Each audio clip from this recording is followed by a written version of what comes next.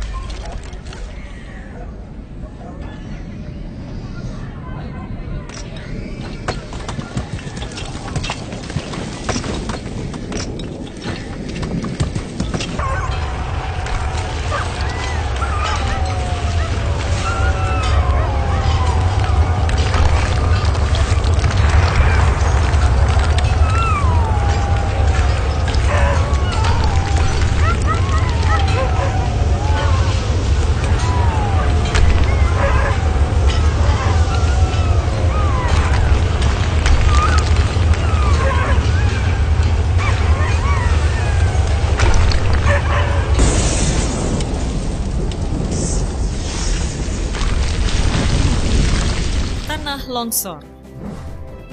Bencana tanah longsor terjadi karena adanya gangguan kestabilan pada tanah atau batuan penyusun suatu lereng. Tanah atau batuan ataupun percampuran keduanya menuruni atau keluar lereng dan kemudian mengubur manusia, rumah, ternak, lahan pertanian, dan apapun yang ada di lokasi tanah longsor.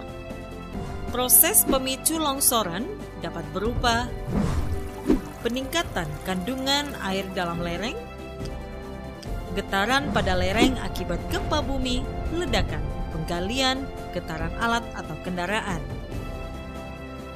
peningkatan beban yang melebihi daya dukung tanah atau kuat geser tanah, pemotongan kaki lereng secara sembarangan yang mengakibatkan lereng kehilangan gaya penyangga.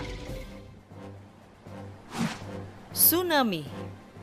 Kata tsunami berasal dari bahasa Jepang su yang berarti pelabuhan dan name yang berarti gelombang, sehingga secara umum diartikan sebagai gelombang atau ombak yang besar di pelabuhan yang disebabkan oleh gempa bumi dengan pusat di bawah laut diikuti dengan dislokasi atau perpindahan massa tanah atau batuan yang sangat besar di bawah air. Letusan gunung api bawah laut atau gunung api pulau, longsor di bawah laut, dan atau hantaman meteor di laut. Nah, pembelajaran 1 sampai 3. Pembelajaran 1. Pada pembelajaran pertama dengan judul Bencana Alam Desa Sukamaju, dapat diambil pembelajaran mengenai IPS, yaitu dicontohkan dalam buku terdapat bencana di Desa Sukamaju pada warga setempat maupun di masyarakat lainnya mendengar berita tersebut menggalangkan dana untuk bantuan dan terdapat satu keluarga di mana berjanji untuk membantu korban bencana dengan memasak makanan yang dibantu oleh temannya juga. Nah, pada pembelajaran ke-1 ini termasuk materi IPS ya, karena terdapat pembelajaran yang saling tolong-menolong, berinteraksi secara sosial, dan menceritakan sebuah peristiwa. Di sini, peran seorang pendidik itu sangat penting untuk menumbuhkan rasa empati para peserta didiknya. Pembelajaran kedua. Pada pembelajaran kedua ini, peserta didik diminta untuk mengamati cerita tentang kami yang berkunjung ke rumah neneknya. Peserta didik juga diminta untuk berdiskusi tentang apa saja yang dibicarakan oleh Udin beserta ayahnya yang sedang membicarakan tugas sekolah. Pada intinya, pembelajaran ini tuh peserta didik dikenalkan beberapa cara untuk hidup sosial dalam lingkungan sekitarnya. Juga diajarkan mengenai kegiatan yang sederhana seperti lompat engklek. Nah, di sini pada pembelajaran kedua ini, peran seorang pendidik harus bisa selalu mengajarkan hal sederhana sehingga siswa bisa mengontrol dirinya apalagi pada era globalisasi seperti sekarang. Pembelajaran ketiga. Dalam pembelajaran ketiga ini, peserta didik diminta untuk membaca teks bergambar di mana ada beberapa kata yang diilustrasikan dengan gambar yang memiliki arti yang sama. Lalu, peserta didik berlatih untuk membantu pekerjaan ibu di rumah, yaitu membersihkan rumah seperti menyapu, mengepel, dan lain sebagainya. Peserta didik juga diajak untuk bercerita tentang apa saja yang bisa dia lakukan dalam membantu orang tua dalam membersihkan rumah. Nah, pada pembelajaran ketiga ini, peserta didik bisa terbiasa dengan kebersihan dan membawa kebiasaan positif tersebut untuk lingkungan sekitarnya, seperti untuk keluarga, untuk teman, dan untuk masyarakat. Nah, di sini pada pembelajaran ketiga ini, peran seorang pendidik itu harus bisa menerapkan dengan membuat jadwal piket agar siswa itu bisa terbiasa dengan tanggung jawab di dalam kelasnya, seperti dalam menyapu di dalam kelas, membersihkan jendela, merapihkan meja dan kursi, menghapus papan tulis setelah pembelajaran. Intinya siswa tuh harus bisa bertanggung jawab dengan apa yang sudah ditugaskan di dalam kelasnya. Selanjutnya, pembelajaran ke-4 sampai ke-6. Pada pembelajaran ke-4 ini, peserta didik mengamati cerita tentang kebersamaan sesungguhnya yang dirasakan oleh Beni. Selanjutnya, peserta didik berkreasi membuat bingkai foto dari ranting seperti dalam rumah Beni. Peserta didik pun diajak untuk menulis tentang ucapan terima kasih.